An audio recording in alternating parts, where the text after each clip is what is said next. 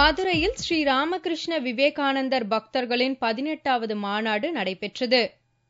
இதில் கலந்து கொண்ட மாணவர்களின் லட்சிய நாயகன் முன்னாள் ஜனாதிபதி அப்துல் கலாம்.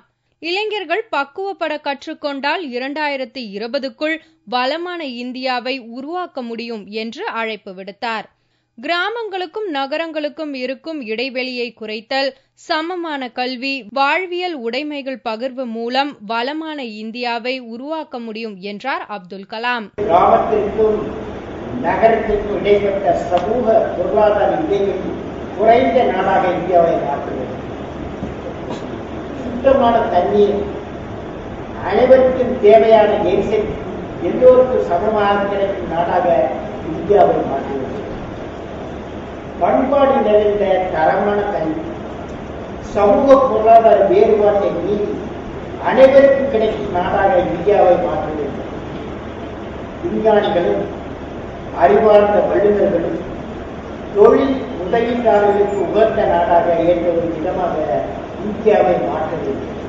இந்த மாநாட்டில் இந்து மத ஆர்வலர்கள் மட்டுமின்றி பள்ளி, கல்லூரி மாணவ மாணவிகள், பொதுமக்கள் திரளாக கலந்து கொண்டு கலாமிடம் இந்திய வளர்ச்சி, அரசியல் தொடர்பான கேள்விகளை கேட்டனர். 2020ஆம் ஆண்டில் ஆரோக்கியமான அரசியல் தலைவர்கள் தொடர்பான மாணவனின் கேள்விக்கு, நல்லவர்களை தேர்ந்தெடுக்கும் உரிமை 18 வயது உடையவருக்கு உண்டு, அதை அவர்கள் சரியாக பயன்படுத்த வேண்டும் என்றார். இந்தியா 2020இல் தாங்கள் கூறியுள்ளவாறு நிச்சயமாக வல்லரசாகும், அதில் உறுதி. அப்போது இந்தியாவில் தரமான மக்கள் தலைவர்கள் இல்லாமல் போனால் இந்தியா குரங்கு கையில் அகப்பட்ட பூமாலை ஆகிவிடும் ஆபத்து. 18 வயதிற்கு மேற்பட்டவர்களுக்கு என்று ஒரு சிறப்பு உரிமை அனைவருக்கும் கொடுக்கப்பட்டுள்ளது.